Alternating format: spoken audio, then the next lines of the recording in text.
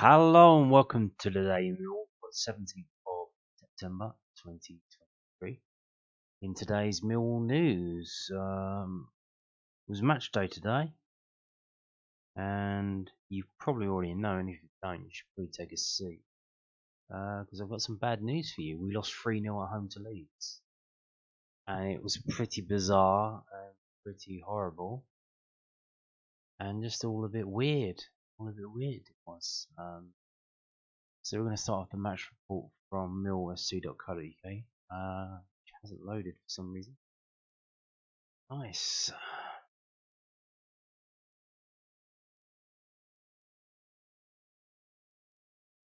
Yeah. But don't forget there's a game against Rotherham. Which do you think we'll win that one, or do you think we'll get heavily beaten? Rotherham.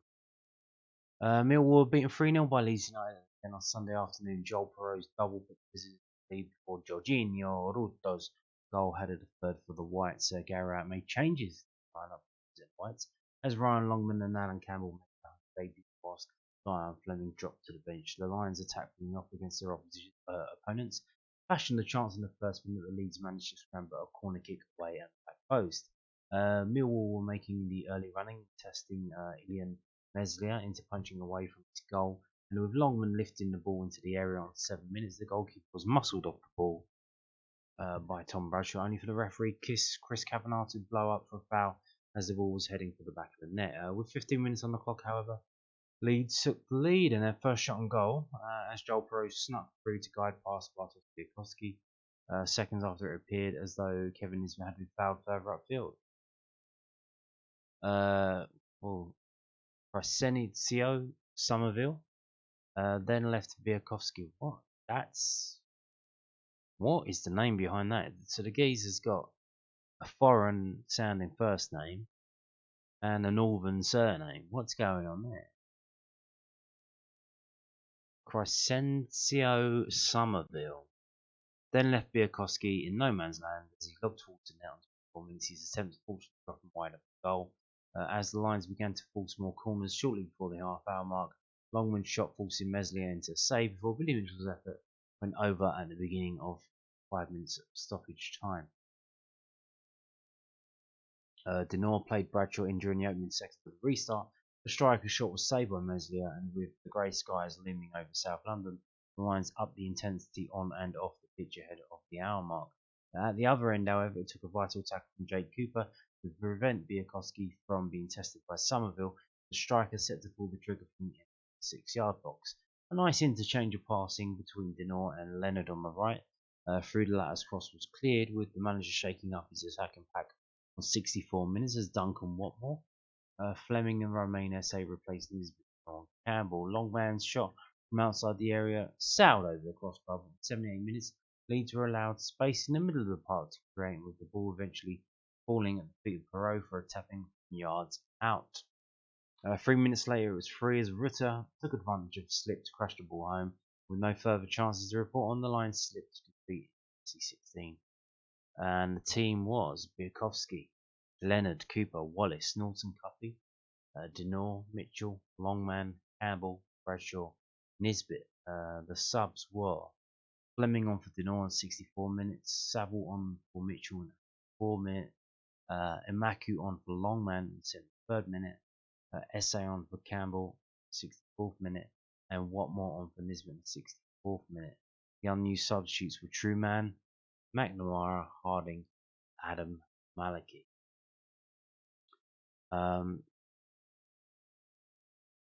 Yeah, what can you say? Full house, 70,909, 2,037 away fans. Yeah, I started watching it on Sky, and we look pretty good.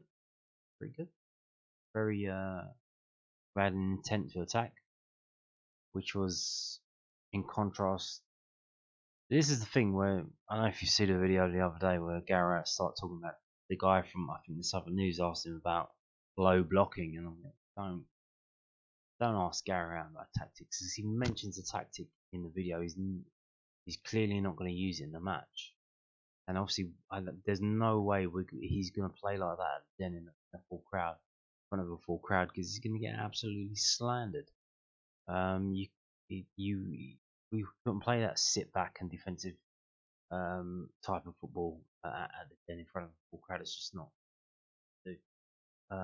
But the way we play, like, we got done on 3 counter attacks when we have 2 of the slowest defenders probably in the league and one of the oldest goalkeepers as well. Just utterly bizarre. Utterly bizarre. Yeah, no, I thought we were good for the first 10 minutes, and they mention it in this story here, but what they don't mention. So, see, the breakaway, the counter attack that led to the goal for them, the first one, the players lunged in to Nisbet, stuck his leg across him, and knocked him over.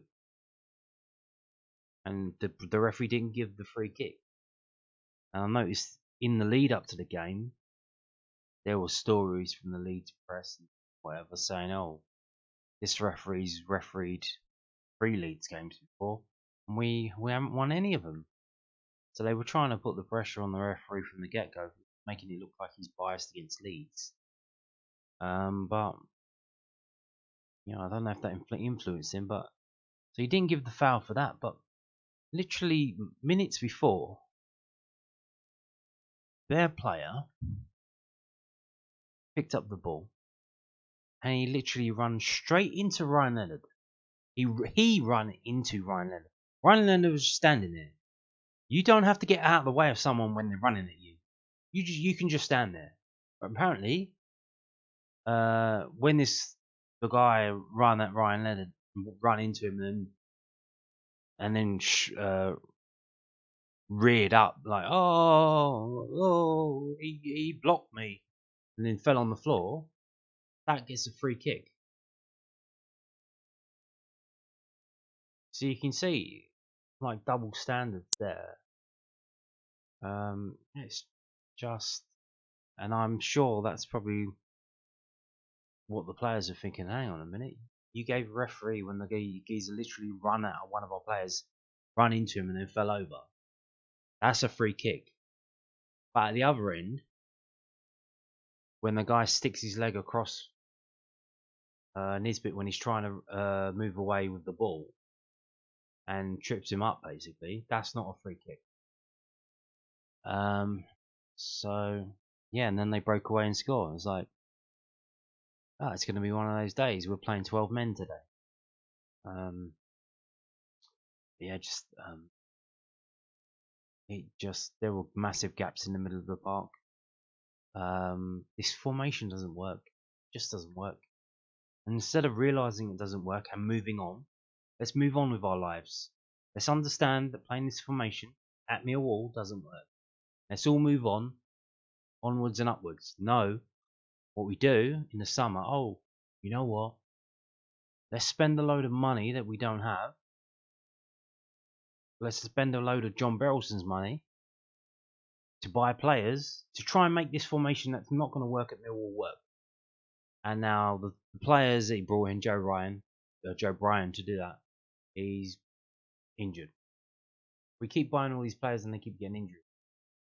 Especially quad injuries, like the goalkeeper got a quad injury. Sarkic, the goalkeeper. What's with all the quad injuries? Imaku had a quad injury. What are you doing in training that the players keep getting quad injuries? What are you doing? But yeah, like I said, they keep pumping adverts out for Rotherham game. Why would you go and watch that when the players can't even turn up for Leeds United? Yeah, it's just again. So we've got Biakovsky in goal for 2 games, and he shipped 7 goals. Although I don't think you can blame him for them today, most of them today, but it doesn't look good. It doesn't look good, does it? Yeah. Something isn't right. Something isn't right. And why are the 2 lone players starting? Ryan Longman actually looked good today, but why are they starting Do we have to play them? Is it in terms of the loan deal?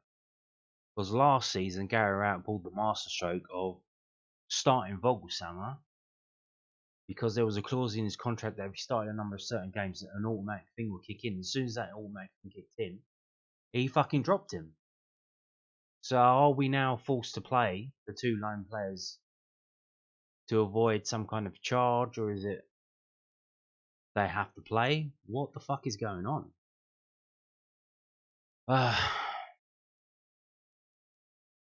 Yeah, just general weirdness around the club.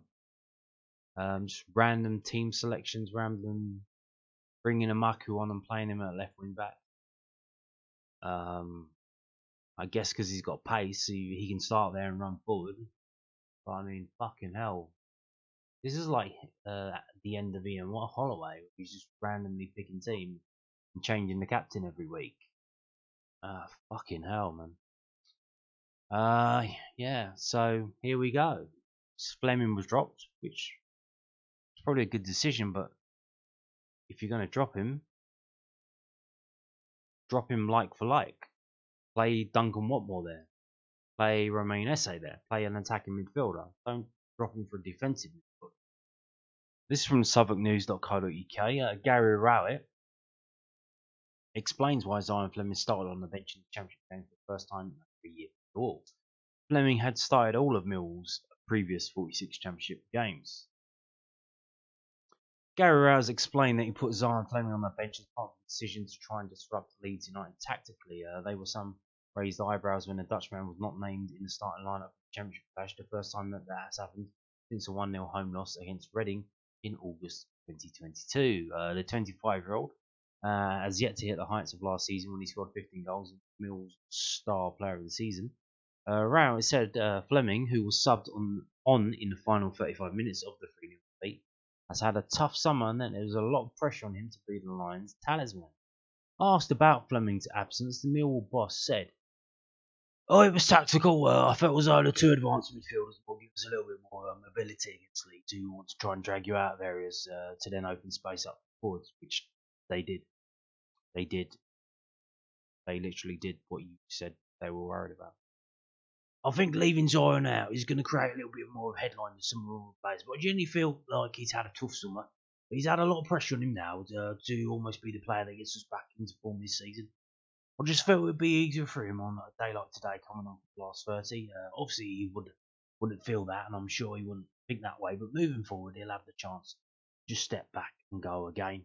I think him and Bradders last season, after 10 games, 1 goal between them, we didn't start so well last year either. Something we're keen to make amends for." Yeah, again. So what's that about? Shit pre-season. Shit pre-season last year. Shit pre-season this year. Who organises the pre-season? Would that be you? That be you, Mr. Rowett? Here we go. This is from londonnewsonline.co.uk. The South London Press is on the website. Millwall boss asked if confidence an issue after Championship defeat to Leeds United. Millwall manager Gary Rowett has talked about injuries not helping him to pick a settled side after today's 3-0 home defeat to Leeds United. The defeat to the Whites leaves the South London club 18th in the Championship standings. Millwall have won 4 of their last 15 league matches, and Rowett was asked if confidence had been affected. He responded, "I don't know. It's very difficult to pinpoint and say yes or not. We've had quite a lot of disruption to the team. It's been quite difficult to put out the team consistently the same. We'll be without Matty Sarkic for a while, and that's a little bit of a blow for us. Joe Bryan was out for today again. That's a little blow. Our captain Uchi's unavailable. I know you have to put up with that, but it's what teams have to do. But for a small squad like us, that has a big impact. As for over a bigger course of the season, if there's a lack of confidence, then we've got to work hard to get that confidence back. And that's my job as a manager. I'm also aware our home form hasn't been as strong as it had been previously. That's something we're keen to try and get back. There's no magic wand. My focus is on trying to get us back to win games of football. I said to the players after the game that the only thing they can do now is take some of the good bits out of the game, roll our sleeves up, come out fighting on Wednesday, put in a big performance against Rotherham. Rotherham aren't going to let us do what we want. We're going to have to start like we did against Leeds, to maintain it and have that little bit of quality. We started poorly last season, We had something like 13 points from 10 games. It's something too new to us. It's something we'd like us to do a bit better at the start of the season. Yeah, what happened last season? You played this shit formation. It clearly wasn't working. Something happened. I think it was at the Rotherham game. Rotherham game was the game. It was at the Blackburn away game where we didn't have a shot on target. Because when you play 5 defenders, your productivity up front is massively reduced. And then for the Rotherham game, you switched it. Whoa, what? It was like night and day, wasn't it? So all we're waiting for now for our season to start is for you to realise that this formation is shit and you need to stop fucking playing it. And stop putting players in positions that they don't want to play, they can't play, because you have to play this formation that clearly isn't working. It didn't work at the start of last season. It's not working at the start of this season. And as soon as you fucking change it, we can move on with our fucking lives. Leeds score their goals on the counter, converting all 3 of their shots on target. So they had 3 shots on target and scored. I think we had something like 2 shots on target from 12 shots. Right, it said, we have to be aware that teams like that, Norwich, Leicester and Southampton, they have those players with that ability to go and hurt you. You've got to make sure you don't make mistakes. We made a mistake in the first goal, where we can do a little bit better not to go down and keep the ball. The second goal, we get the press wrong and they end up in a position. The lad ends up scuffing the shot and it falls to the only player around, missing our 2 players. The third one, we make a poor decision on the edge of the box and it gives them the chance to transition. There are moments in the game, that's the championship. If you don't get those moments right, you have the opportunity to lose the game. I'd like to see us turn that pressure into big chances. We had one for Bradders and maybe we feel he could have got across the keeper. We didn't make enough opportunities from the set pieces. I can't sit here saying I'm really disappointed with the performance. I'm really disappointed with the scoreline and losing the game of football, but there were a lot of things we were failing well matched up with Leeds. Okay. Yeah, so we've already touched on this, we've already mentioned the story previously. SouthwarkNews.co.uk, Millwall manager Matthias Sarkic will be out for a while as he reflects on harsh scoreline against Leeds. The Lions started the better but were undone by Leeds' clinical counter-attacking. Gary Rowett has revealed Matthias Sarkic will be out for a while as he gave the direction to Mill's 3-0 loss against Leeds United. The goalkeeper pulled out of international duty and the Millwall boss said last week the 26-year-old will be out for 1 or 2 games. The club are believed to still be unsure about the exact length of Sarkic's absence due to an issue with his quad muscles, but his period out now appears to be longer than what was originally hoped for. Bartosz Białkowski replaced Sarkic in the starting lineup today. And then he goes on, we've already mentioned this quote about the players that have been unavailable and how, because we're a small squad, that has a big impact on us.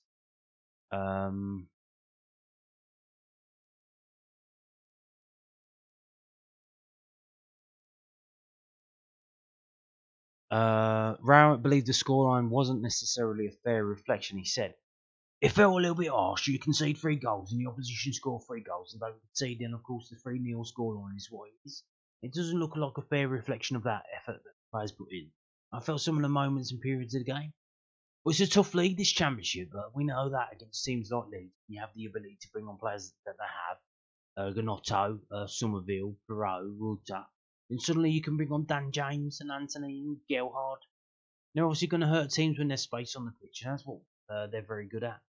If I look back to the Norwich game recently, where it just didn't feel like it was us, I didn't feel like a fair reflection of what the team's been about for 3 or 4 years in terms of that physicality, making the early period of the game difficult. But today I thought we did that. I thought we got up against them. I thought we pressed them really well. I thought we took a gamble and playing a little bit higher. I thought we won quite a lot of good balls in and around the Leeds half. Got into some good areas, faced a lot of corners. Forced a lot of moments around the box without creating obvious chances. But I didn't think that Leeds did it either. On the controversial opening goal, which saw Perot clash with Kevin Nisbet before the Dutchman went on to score seconds later, Row it added, and then we go on from those periods of pressure where we're doing a lot of things well, doing a lot of things right to conceding a poor goal. You could look at examples from both teams where players are going down without a lot of contact, and that's not really for me to pinpoint those moments. But there was a challenge on this bit. The referee waved it on, and 10 seconds later we conceded a goal. I'm not suggesting that the referee's fault at all, but it was a moment. And you can look back and say, okay, well, did you get it right? I haven't seen the challenge back. It might well be that I look and it's the right decision, but I felt a big moment. I felt it to be then 1-0 down a little bit unjustly. Maybe gave Leeds a tiny bit of a lift. I felt we continued to put them under pressure, and then I get that moment when I'm home and I've got to stick or twist, and I took a decision. I took a gamble to twist. I know it was going to leave us open, give them an opportunity to put players on late on. And the reality is that we got done on 2 moments. I don't think Bart actually had a proper save to make, and we conceded 3 goals. They weren't great goals from our perspective, but when you leave yourself 1v1 in space, and they've also always got that ability to do that to you. Yeah.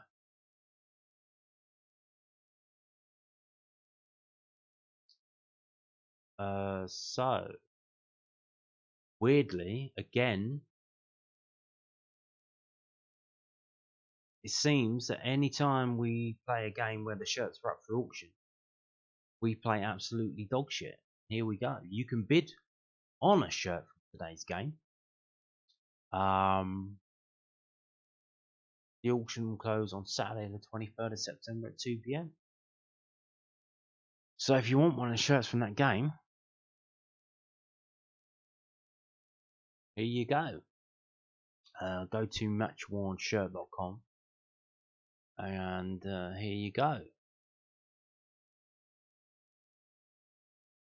Worn and signed shirts. Brooke Norton Cuffy 122. Oh, Tom Bradsell's 163. That's the highest so far, it looks like. But I mean, yeah, every time they put the shirts up for auction, it seems to be we get an absolutely awful result in that game. Do they? I don't. Do the players know beforehand? Does it affect them? Do they care? I don't know. But it's kind of weird. It happened to the Bristol game. There was another game at the end of the last season when they did it. Yeah, maybe don't tell them. Don't tell them it's happening. Maybe they get the hump because they want the shirts for themselves.